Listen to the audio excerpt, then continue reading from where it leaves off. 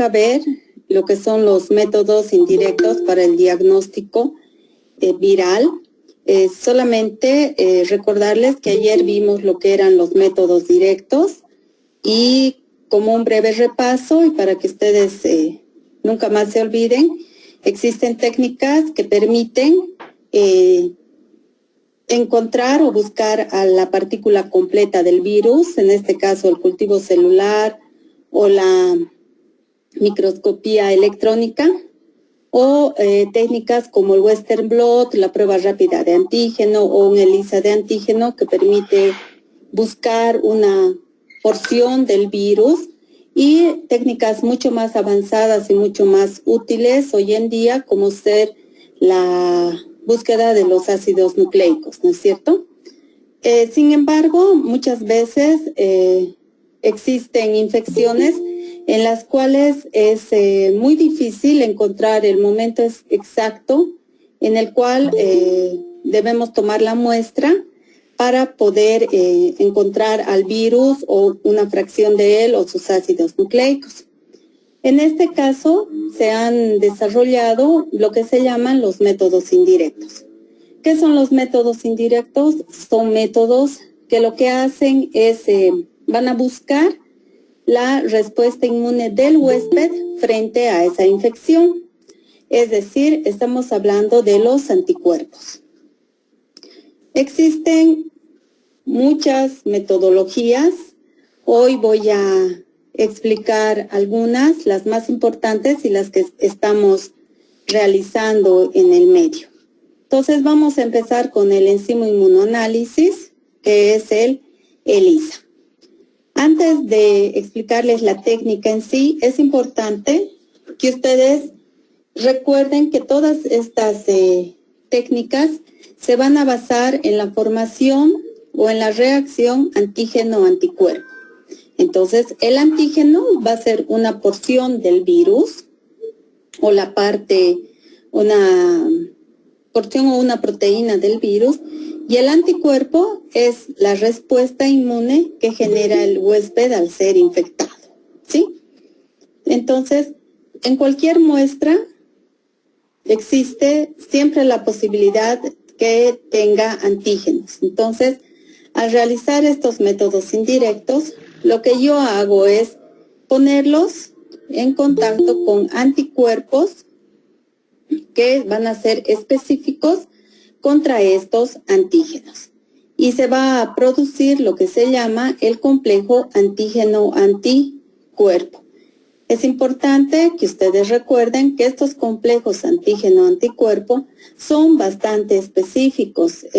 Muchos autores señalan que son como la llave y la cerradura. Es decir, que una llave específica tiene una cerradura específica, ¿no es cierto? No puedo buscar anticuerpos contra el Zika cuando el paciente tiene toda la sintomatología, no sé, de una tosferina, por ejemplo. Entonces, para entender a cabalidad estos métodos indirectos, jamás se olviden de que este complejo antígeno-anticuerpo es específico. Entonces, los antígenos tienen la capacidad de unirse a los anticuerpos y van a formar a través de enlaces y van a formar complejos bastante estables. Por otro lado, el ELISA fue una técnica desarrollada por investigadores suecos, Eva Engvall y Peter Perlman. ¿Sí? Ellos describieron este procedimiento en 1971. Es decir, el ELISA tiene 49 años o 50. ¿Cuál es el principio del ELISA? Primero tenemos que señalar que existen diferentes tipos de ELISA y eso va a depender del tipo de anticuerpos que yo vaya utilizando, ¿sí? El más simple es el ELISA directo, en el cual yo lo que hago es voy a tener una placa a la cual voy a fijar un antígeno, ¿sí? Ustedes, si es que trabajan en el área de inmunología, compran, ¿no es cierto?, los pocillos, el plato. Entonces ahí en cada pocillito, lo que está, dependiendo del tipo de ELISA que se trate, está fijado el antígeno o está fijado el anticuerpo.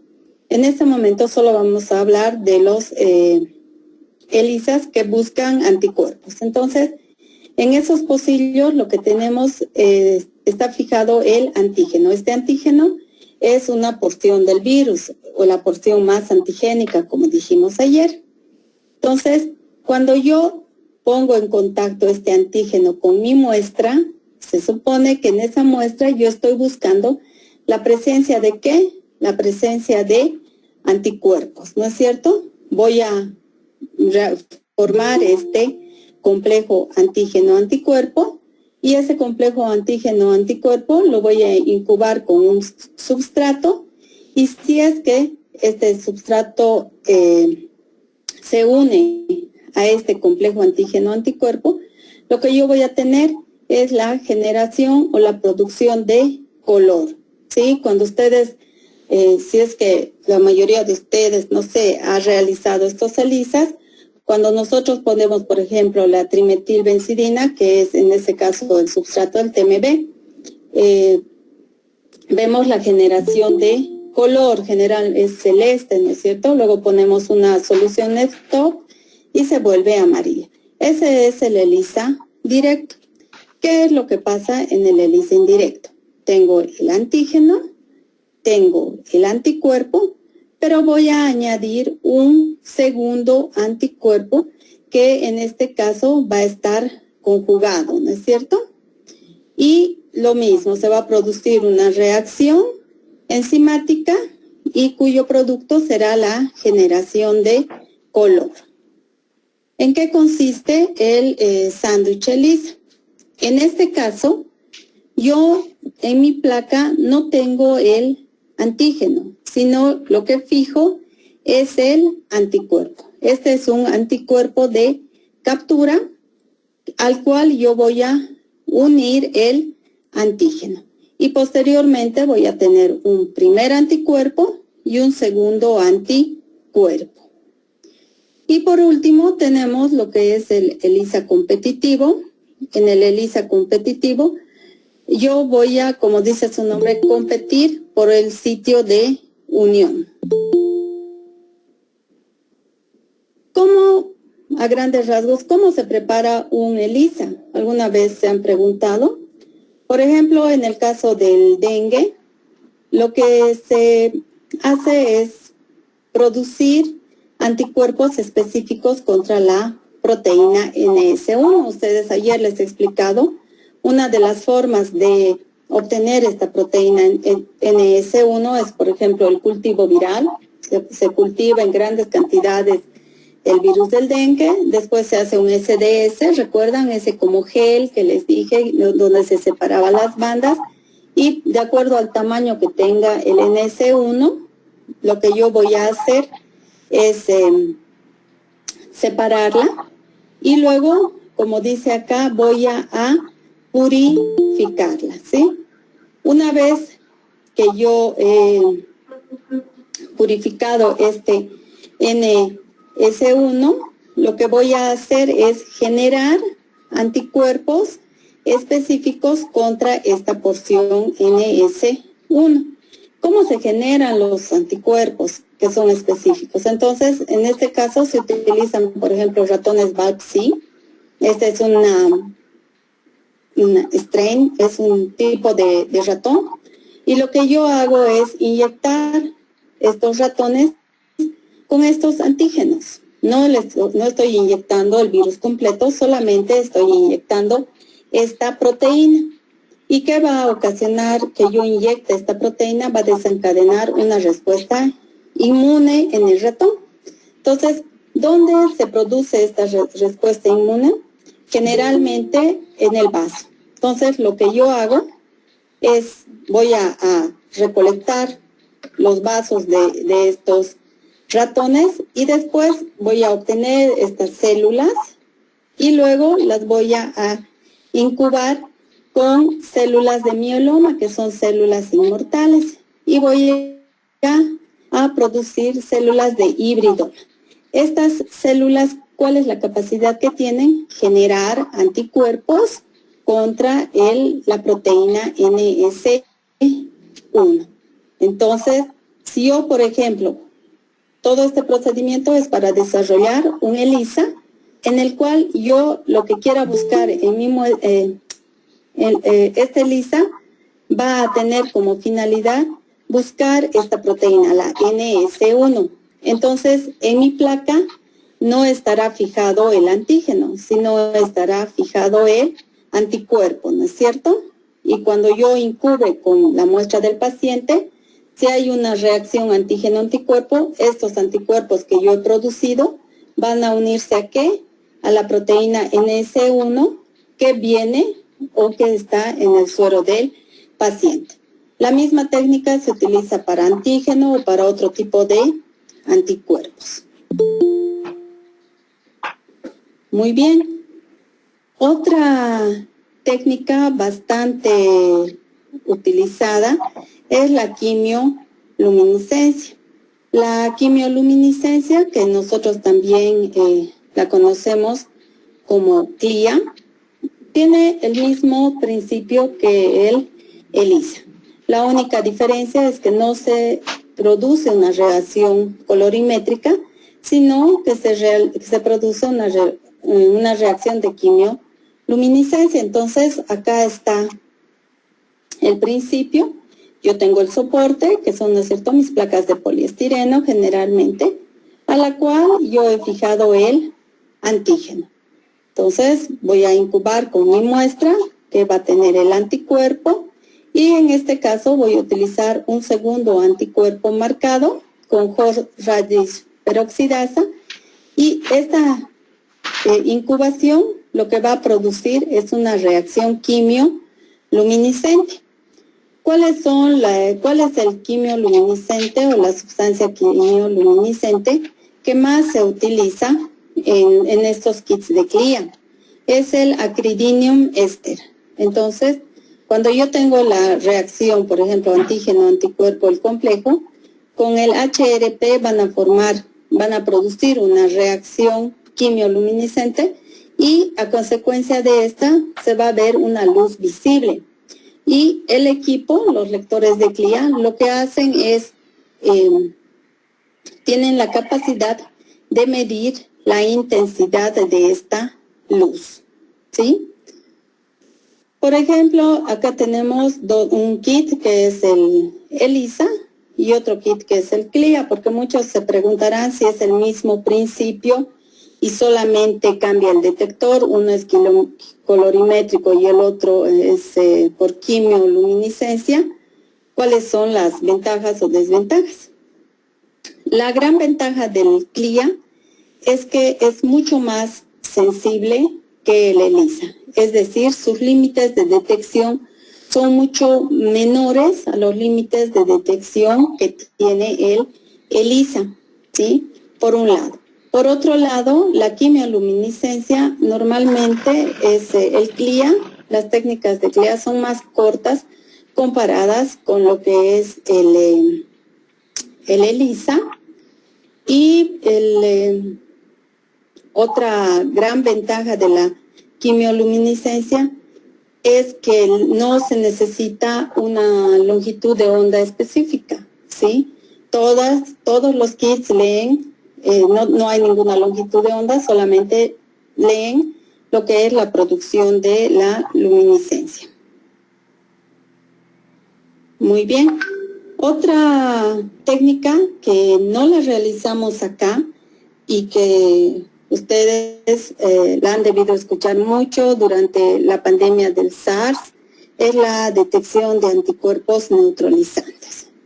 ¿Qué son los anticuerpos neutralizantes? Son lo mismo que las IgG, son lo mismo que las IgM, son otro tipo de anticuerpos. Entonces, acá tenemos una gráfica. Esta es una infección viral estándar. Entonces, lo que yo tengo acá en el cuadrito celeste es la carga viral en los tejidos, ¿sí? Acá esta curva lo que me indica es la viremia, quiere decir la cantidad de virus que yo tengo en sangre. Luego yo tengo esta línea azul, ¿sí? No punteada, que es la respuesta total de anticuerpos que es detectada por un ELISA o por un CLIA. Después, esta línea celeste que está punteadita son las células productoras de interferón gamma. Ustedes saben que una de las, nuestro sistema inmune, el no específico, lo que hace es producir interferón gamma. Y esta, entre otras interleuquinas, ¿no? Y esta línea punteadita chiquitita, esta es la respuesta a los, son los anticuerpos neutralizantes. Estos anticuerpos son anticuerpos que se van a generar frente a microorganismos invasores y que lo que hacen es tratar de eliminar el efecto nocivo que puedan tener estos virus. Y cómo se producen gracias a ciertas proteínas situadas en la superficie de los virus, a las cuales se unen para bloquear la infección, ¿sí? Entonces acá tenemos un esquema para saber cómo funciona. Entonces yo tengo acá mi placa y tengo mis anticuerpos neutralizantes, ¿sí? Yo he incubado mi muestra con esta solución BNA, no me acuerdo qué se llama, voy a recordar. Sin embargo, cuando existen anticuerpos neutralizantes, se va a producir la unión antígeno-anticuerpo, o sea, la porción específica del virus con el anticuerpo y se va a generar este color violeta. Cuando no existen anticuerpos neutralizantes en esa muestra, no va a haber la unión específica de antígeno-anticuerpo y se va a generar este color lila claro. Entonces acá ustedes pueden ver, se realiza como un ELISA en una placa y ustedes pueden ver, acá está el control negativo, acá hay un error, ¿no? Esto es al revés, este es el control positivo, este de acá, y el control negativo es este. Y luego ustedes pueden ver, generalmente este test se realiza con titulaciones, es decir, necesitamos titular o saber la concentración. ¿Qué es la inmunocromatografía? La inmunocromatografía es una de las técnicas que se utiliza más porque son las famosas pruebas rápidas. Ya explicamos ayer cómo funcionan, simplemente para recordarles, tenemos, si ustedes tienen una prueba rápida y nunca la han abierto, ábranla y ustedes lo que van a encontrar es una membrana de nitrocelulosa y en esta membrana de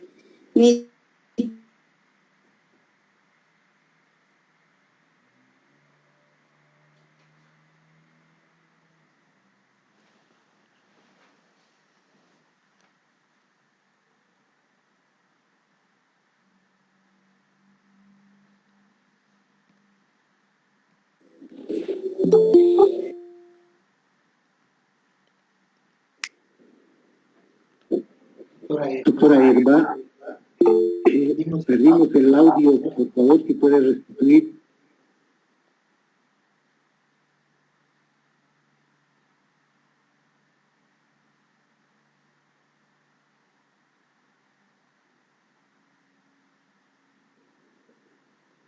Las disculpas del caso, parece que tuvo un pequeño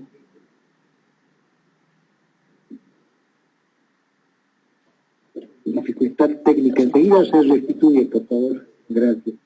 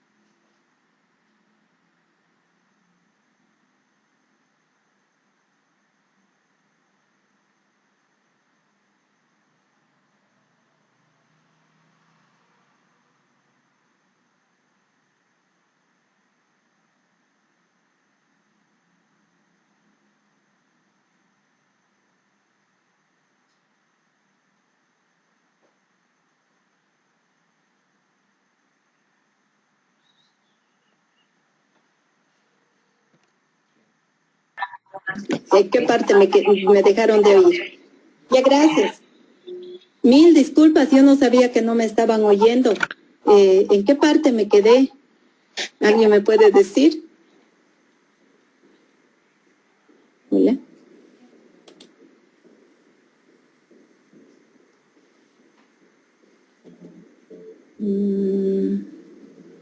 Que alguna doctora puede colaborarnos en qué diapositiva. Inmunocromatografía ha sido su exposición.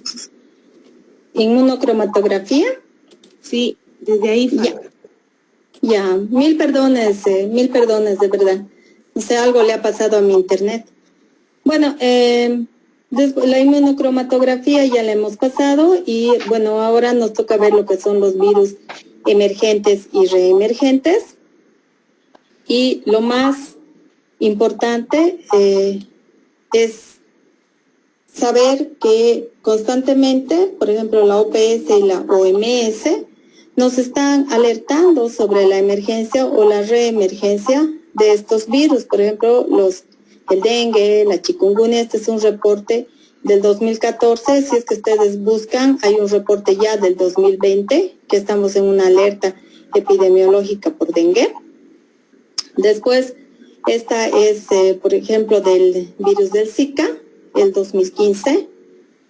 Acá tenemos una alerta que es muy reciente, la del 9 de octubre del 2020, que es para el COVID, sobre los brotes y las oleadas. Y la comunidad científica, desde hace mucho tiempo, está muy preocupada sobre prevenir y controlar estas infecciones emergentes o reemergentes. Sí, por ejemplo, este es un artículo del 2007, donde señala que va a ser todo un desafío poder controlar la emergencia de ciertas infecciones, ¿sí? Por ejemplo, los virus. Acá esta publicación del 2020, que es muy nueva, y dice que la emergencia y reemergencia de los virus va a ser un nuevo reto para la salud mundial del milenio. ¿Por qué? Porque hay tantos virus que están emergiendo y por qué hay tantos virus que ya se controlan por un tiempo y vuelven a reemerger. Porque existe muchas variantes que actúan sobre los sistemas ecológicos, tanto de los vectores como del virus mismo, ¿no es cierto? Ustedes nunca se han preguntado por qué son los virus RNA los que tienen más problema.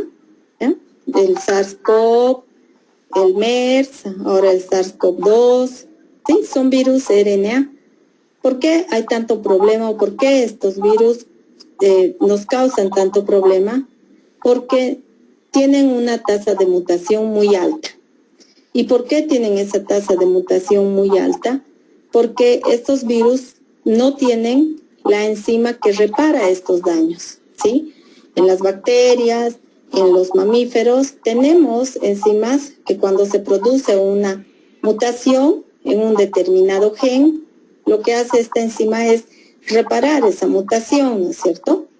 En el caso de los virus RNA, no tienen esa enzima que repara la mutación y por eso es que la tasa de mutación de estos virus RNA es muy alta.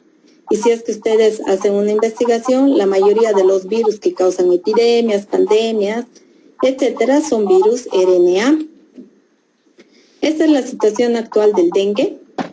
Miren, del dengue, la chikungunya y el Zika es de junio del 2020. Ustedes pueden ver que el dengue es una enfermedad producida por un arbovirus, ¿no es cierto? ¿Y qué es lo que pasa? Que no hay picos, como que se controla y hay más picos. Este es el 2020, son datos incompletos, pero si ustedes ven el 2017, el número de casos fue bastante superior. Sí, esta observación se la hizo, esta gráfica es desde el 2008.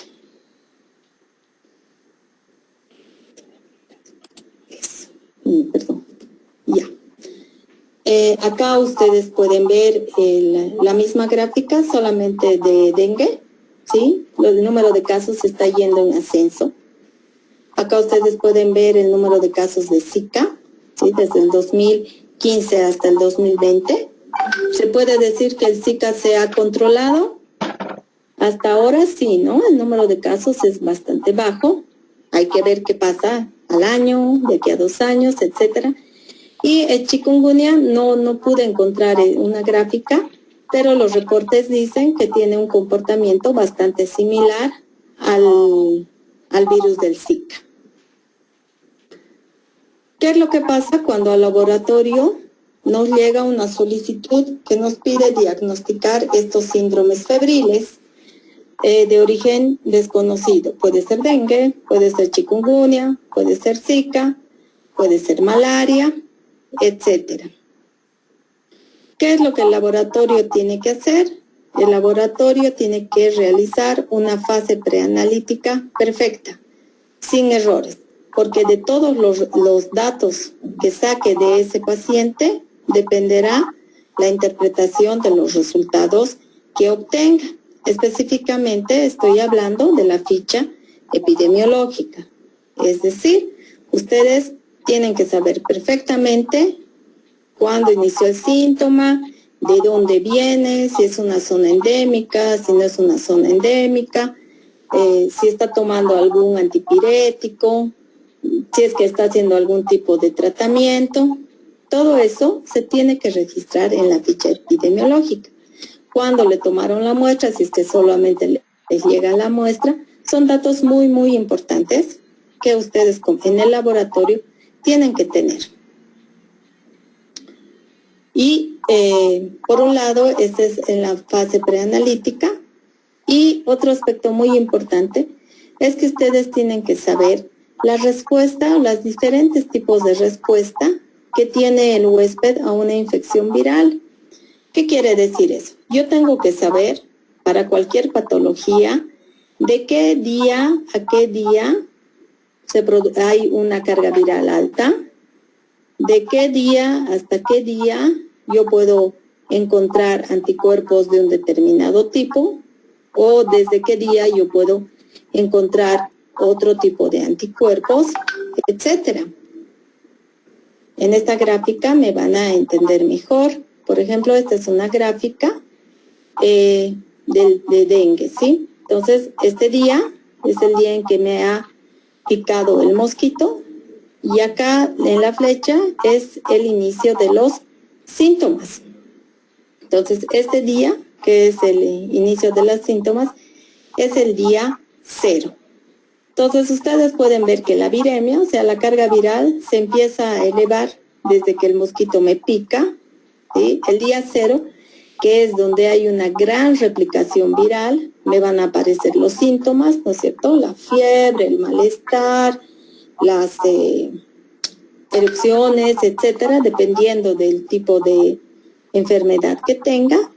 Y ustedes pueden ver que hasta el día 5 yo tengo una cantidad de virus alta, ¿sí?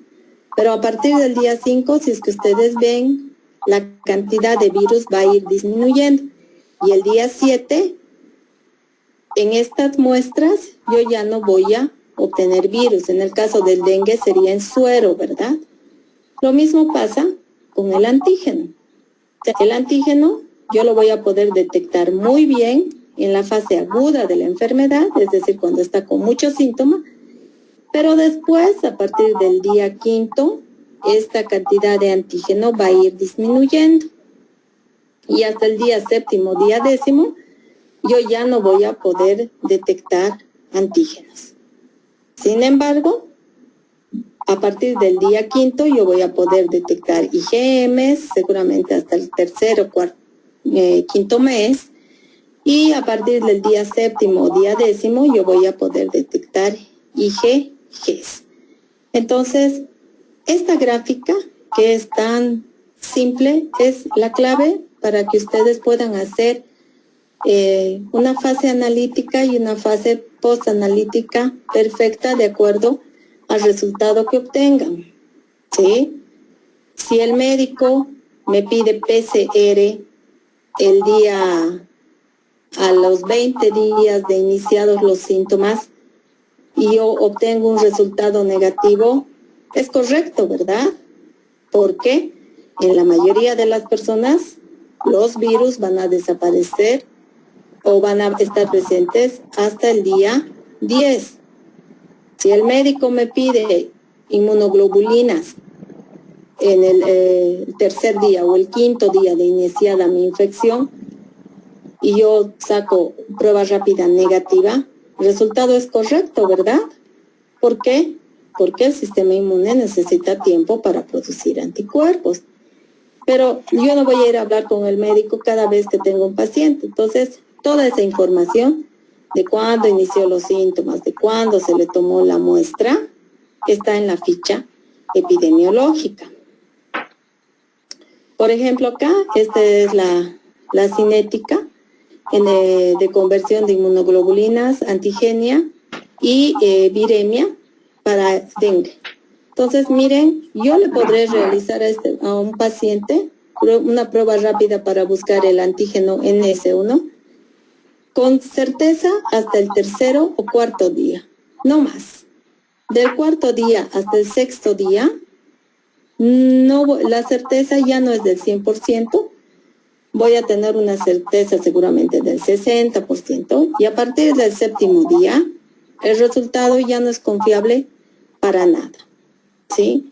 Lo mismo, si yo trabajo o tengo la capacidad de realizar PCR, yo voy a poder realizar PCR en estos pacientes con mucha certeza hasta el día quinto, sexto tal vez, pero después pueden ver ustedes cómo la cantidad de virus va a empezar a bajar. Entonces, en este momento yo ya no le puedo realizar un PCR a ese paciente con una certeza total, ¿sí? El resultado ya tendrá que ser analizado junto con otros factores. Lo mismo anticuerpos. Yo no le puedo realizar anticuerpos a este paciente durante una fase muy temprana de la enfermedad. ¿Por qué? Porque la cantidad de anticuerpos todavía es muy bajita. Entonces yo tendré pues que tener un sistema muy bueno como el CLIA para detectar cantidades muy pequeñas de anticuerpos durante el día cuarto o quinto después de iniciada la infección. O si tengo un ELISA, tendré pues que esperar un poco más días y realizarle esta prueba, ya sea para la detección de IgM o IgG. Y no hablemos de las pruebas rápidas, cuyos límites de detección son menores a lo que es el ELISA y el CLIA. Entonces, una vez más, les recalco, es importante que ustedes manejen y dominen estos tiempos. Este es un estudio en el cual lo que se hizo fue monitorear la respuesta de anticuerpos en individuos infectados con dengue. Se los clasificó en 3 grupos: los pacientes solamente con dengue, los pacientes con el dengue hemorrágico y los pacientes con el síndrome, con el shock séptico de dengue. Entonces, ¿qué anticuerpos se dosificaron? Se dosificó IgG, IgA, IgM, la IgG, los 4 subtipos.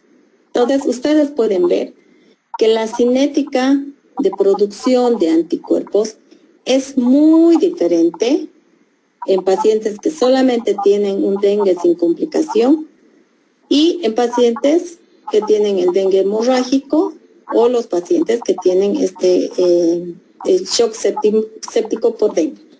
Entonces, este dato también es importante que ustedes sepan a la hora de realizar un diagnóstico. ¿Qué tipo de dengue tiene ese paciente? O sea, ¿está mal, está internado, está ambulatorio, etcétera?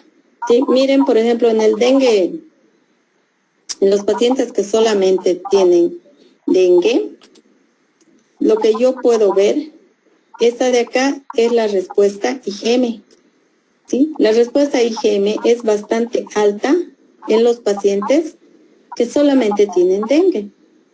La respuesta de la IgA es bastante baja. No medimos IgA, no tengo conocimiento Si es que en el país se mide IgA, pero en otros países sí lo hacen, es bastante baja. Pero ¿qué pasa con la IgA en los pacientes con dengue hemorrágico? Si la miden y si se eleva, entonces parece ser un buen marcador.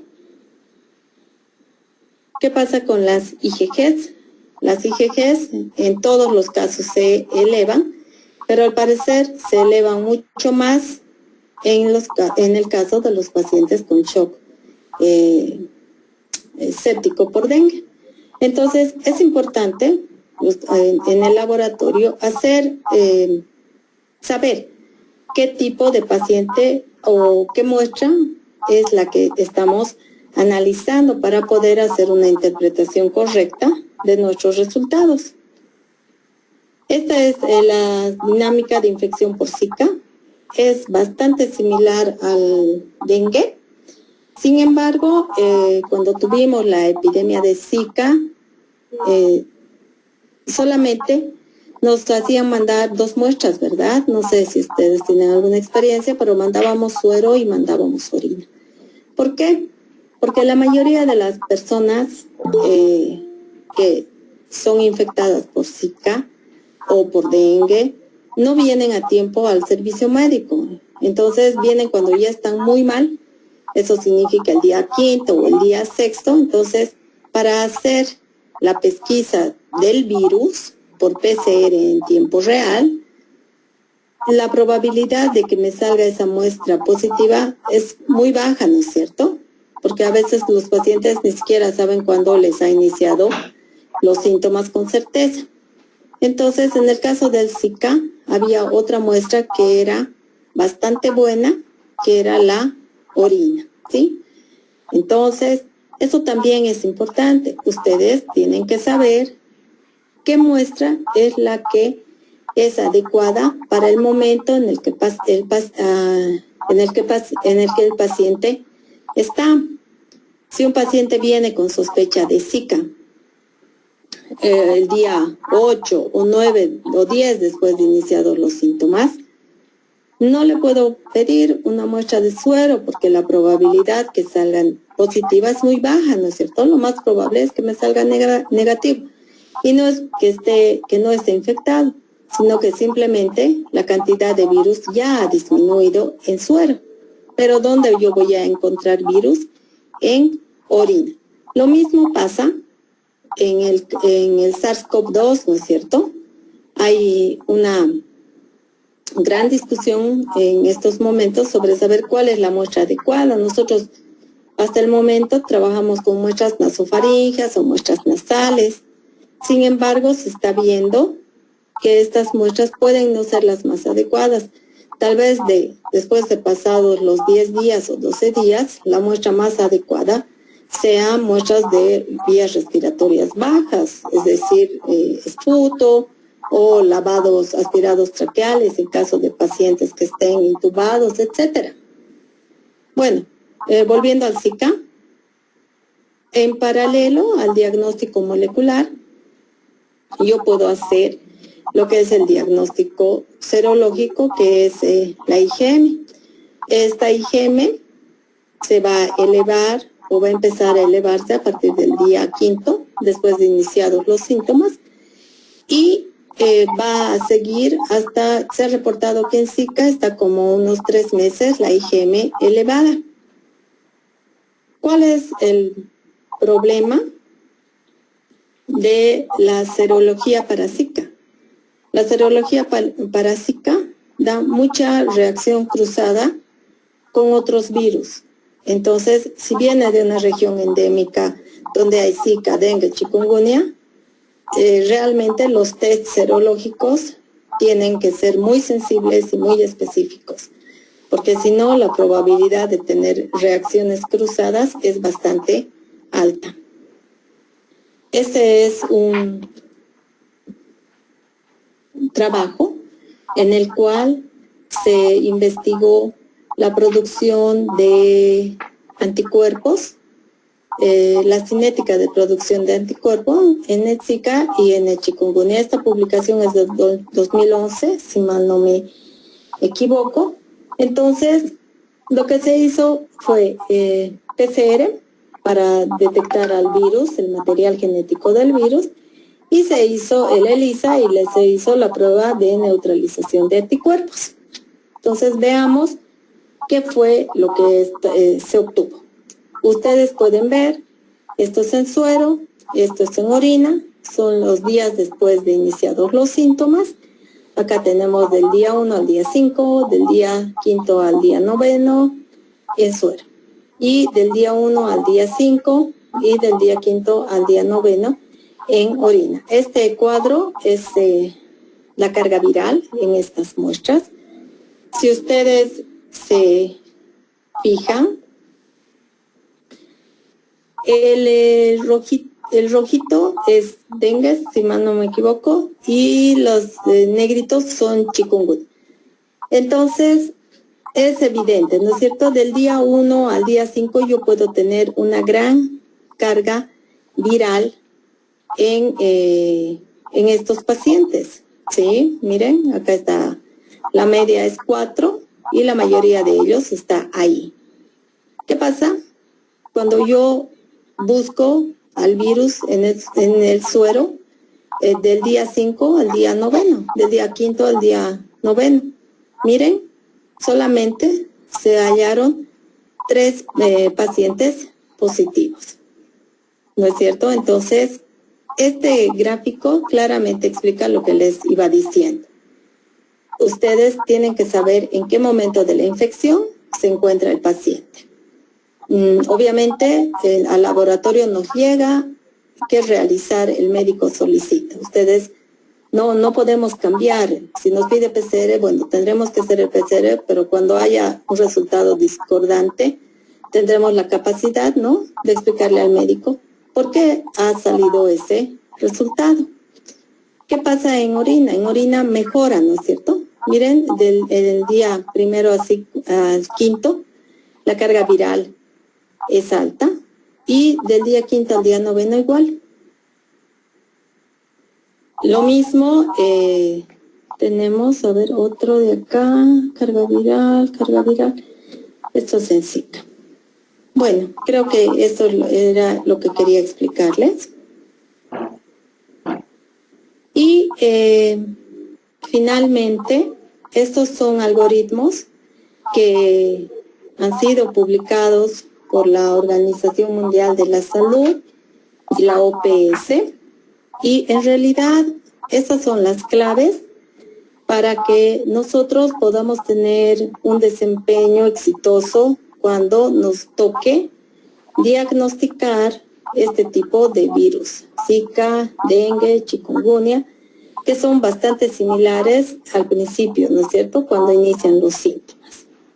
Entonces, si es que yo tengo un síndrome febril de origen desconocido, le voy a tomar una muestra de suero, si es que está entre el día 1 y el día 5 de iniciados los síntomas. Le haré un PCR en tiempo real para Zika. Si es positivo, bueno, es positivo confirmado para Zika, pero si es negativo, tendré que hacer un diagnóstico diferencial de arbovirus. Entonces, ¿cuál es el otro arbovirus más frecuente? Sería el dengue. Entonces, le hago un PCR en tiempo real para dengue. Si es positivo, será un caso confirmado de dengue. Y si es negativo, tendré que terminar por un diagnóstico diferencial. Tendré que hacer un PCR en tiempo real para chikungunya.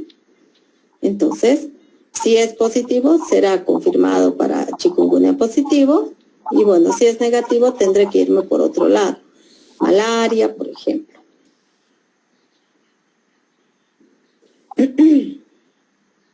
Esta es otro algoritmo donde, en este caso, lo que se utilizan son los PCRs simples. Es decir, corro un PCR, me sale negativo, corro el siguiente, me sale negativo, corro el siguiente. En este caso es cuando utilizo los PCRs, los múltiplex.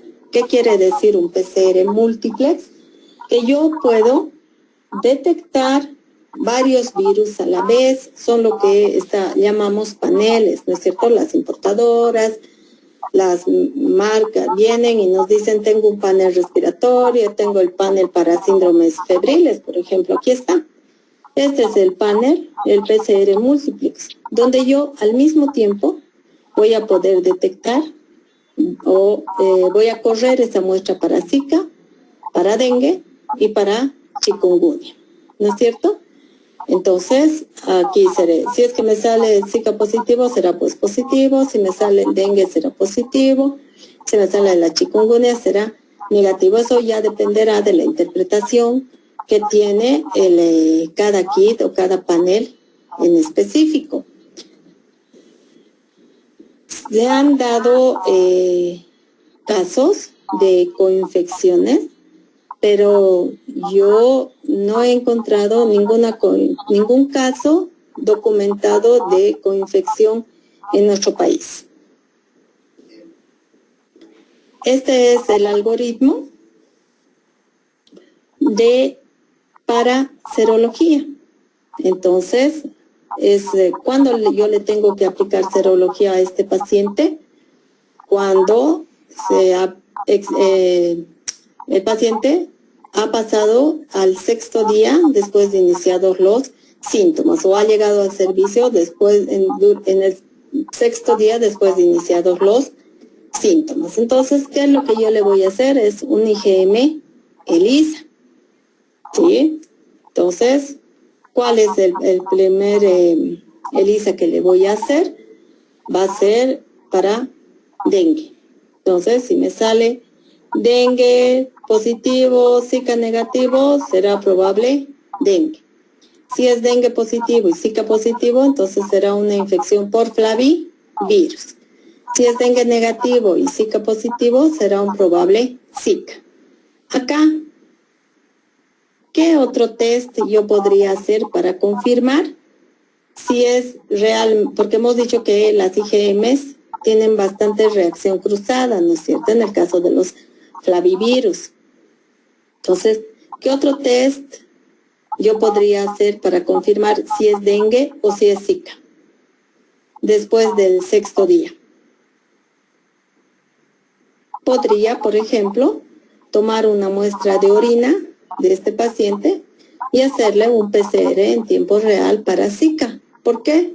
Porque hemos dicho que el virus permanece hasta el día 15º después de iniciados los síntomas en el caso del Zika, ¿no es cierto? Entonces ahí ya podría tener un diagnóstico diferencial para saber si es dengue o si es Zika. Bueno, para ya casi terminar, ¿cuáles son las muestras que se deberían tomar? Esto es principalmente para aquellos laboratorios que no procesan las muestras, sino que las envían. Entonces acá está días de inicio, después de iniciados los síntomas, tenemos el suero, si es de 1 a 5 días, de 5 a 7 ml, no se tiene que añadir nada.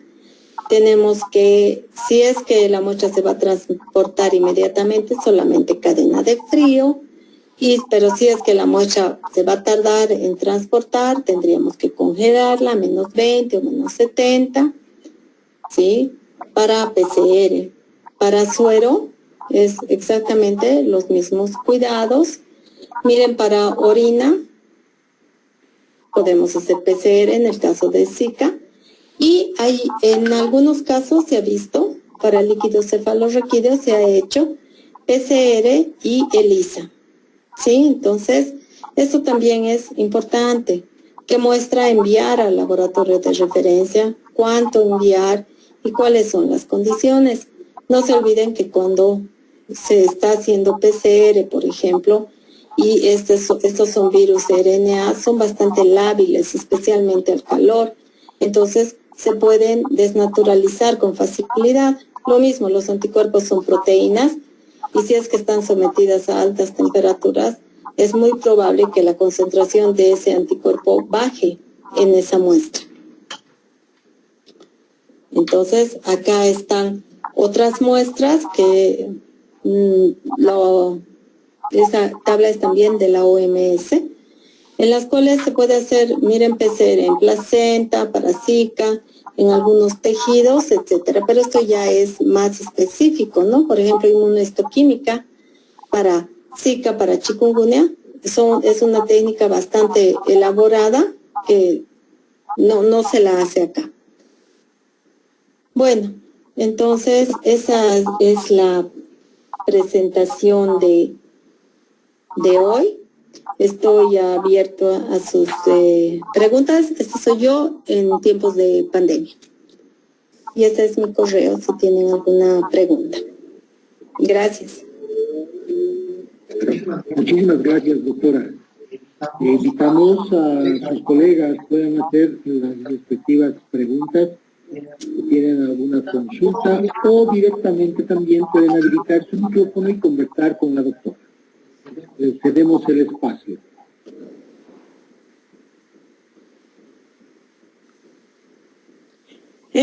Buenas noches, quisiera hacer una consulta. Sí, dime. Ha hablado de líquido cefalorraquídeo hace un momento, ¿no? ¿En qué casos es que se emplea esa muestra y si se necesita también el día, ¿no? Para hacer la PCR en ese tipo de muestras? Los líquidos cefalorraquídeos se han hecho PCR para cuando existen los recién nacidos sospechosos de haberse infectado con Zika y que presenten el síndrome de Guillain-Barré.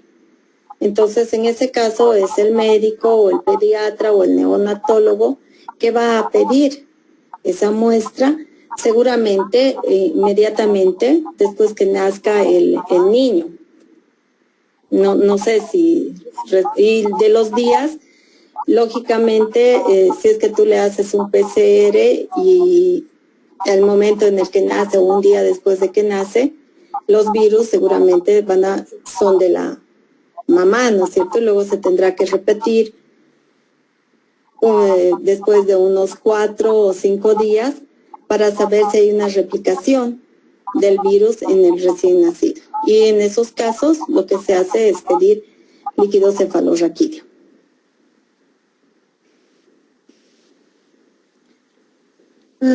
¿Puedo hacer otra consulta más? Claro.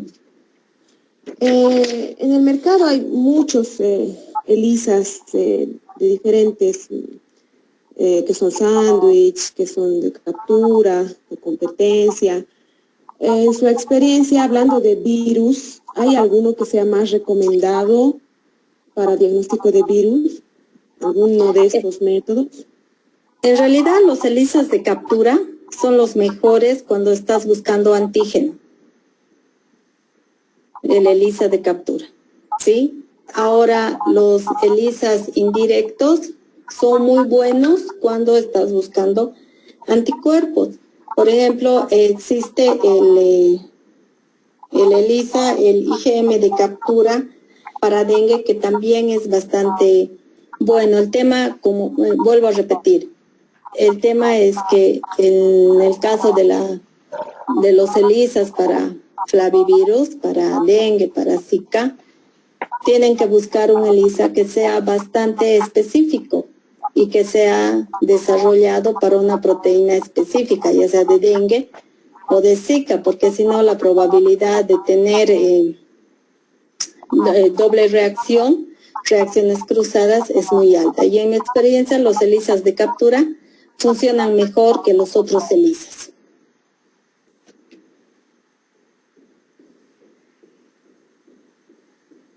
Una consulta más.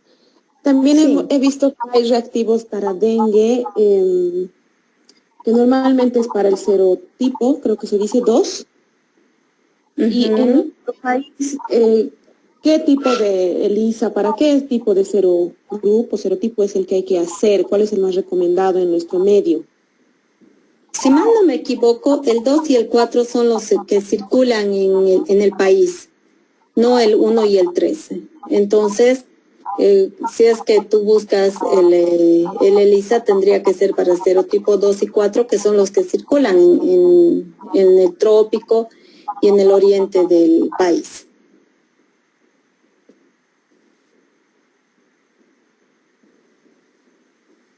Muchas gracias. No, de nada.